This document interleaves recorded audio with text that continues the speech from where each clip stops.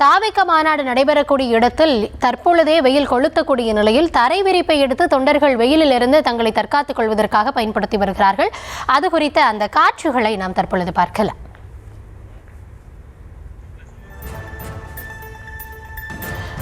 காலை தற்பொழுது 9 மணிதான் ஆகிறது. இருந்தாலும் இன்னும் மாநாடு துவங்குவதற்கு நெடுநேரம் இருக்கக்கூடிய சூழல்ல காலை முதற்கொண்டே அங்கு தொண்டர்கள் தொடர்ந்து குவிந்த வண்ணம் இருக்கிறார்கள். தற்பொழுது வெயிலின் தாக்கம் சற்றே அதிகரித்து வருகிறது. போக போக இன்னும் கூட வெயில் அதிகரிக்கும் என்பதால் அவர்கள் வெயிலிலிருந்து தங்களை காத்துக்கொள்வதற்காக அங்கு இருக்கக்கூடிய நாற்காலிகளை பயன்படுத்துகிறார்கள். அங்கு இருக்கும் தரை விரிப்பையும் அவர்கள் பயன்படுத்தி சில பேர் அங்கே படுத்திருக்கக்கூடிய காட்சிகளை எல்லாம் நம்மளால் பார்க்க முடிகிறது. வெயிலின் அந்த தாக்கம் தாங்க முடியாமல் அவர்களுடைய கட்சி கொடிகளை தலையில் போர்த்தி கொண்டும் கொண்டு வந்திருக்கும் துணிகளை தலையில் போர்த்தி கொண்டும் சிலர் நாற்காலிகளில் சாய்ந்து படுத்தவாறு இருக்கக்கூடிய அந்த காட்சிகளில் எல்லாமே நம்மளால பார்க்க முடிகிறது.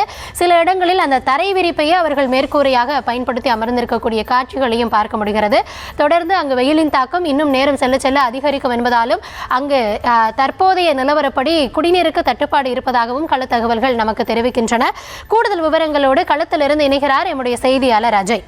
அஜய், வணக்கம். தொடர்ந்து நம்ம களத்தில் என்ன நடக்குது அப்படின்றத அங்க பார்த்துட்டு இருக்கோம். மாநாடு திடல்ல வெயிலின் தாக்கம் தாங்காமல் தொண்டர்கள் தற்பொழுதே சுருண்டு படுத்துக் கொண்டிருக்கிறார்கள்.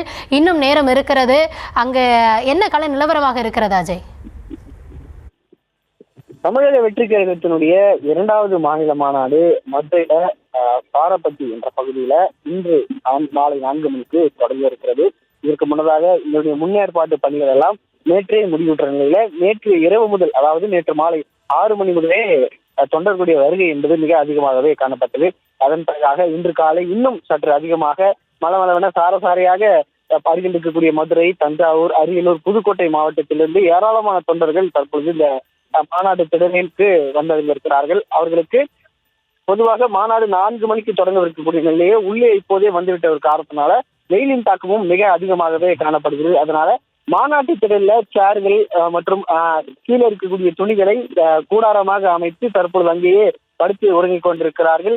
அது மட்டும் இல்லாமல் இங்கு வரக்கூடிய இந்த தொண்டர்களுக்கு இன்னும் தண்ணீர் விநியோகம் தொடங்காத நிலையில தண்ணீர் தட்டுப்பாடும் ஏற்பட்டிருக்கின்றது.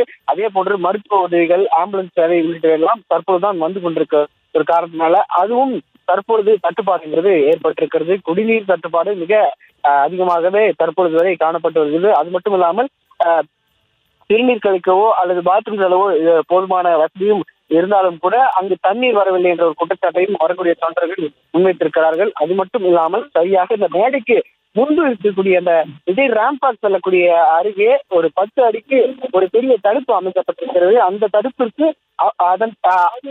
அந்த சைடு இந்த பக்கம் செல்ல வேண்டும் என்பதற்காக அந்த தடுப்பில் சுமார் 10 அடி தடுப்பின் மீது ஏறி குதித்து தற்பொழுது அந்த உள்ளே தொண்டர்கள் சென்று கொண்டிருக்கிறார்கள்.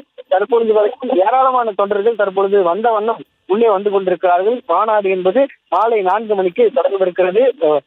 தொண்டர்களுடைய கூட்டத்தை பொறுத்தே முன்னர் தொடங்குவது என்பது குறித்தும் ஏற்பாட்டாளர்கள் ஆலோசனையில் ஈடுபட்டதாகவும் தகவல்கள் வெளியாகி கொண்டிருக்கின்றன. ஏற்கனவே முதல் மாநாடு, அதாவது விக்கிரவாண்டியில் நடைபெற்றது போல எந்த ஒரு குறைபாடும் இருக்கக்கூடாது என்பதில் இந்த மாநாட்டினுடைய ஏற்பாட்டாளர்கள் மிக கவனமாக இருந்து வருகின்றனர். ஆனாலும் கூட இந்த தண்ணீர் தட்டுப்பாடு, அது மட்டும் இல்லாமல் இந்த மருத்துவ கட்டுப்பாடு, உள்ளே அனுமதிக்கக்கூடிய தொண்டர்கள் இங்கே படுத்து உறங்குவது போன்ற செயல்கள் எல்லாம் தொடர்ந்து நடந்து கொண்டுதான் இருக்கிறது. உங்களுடைய கள தகவல்களுக்கு நன்றி அஜய்.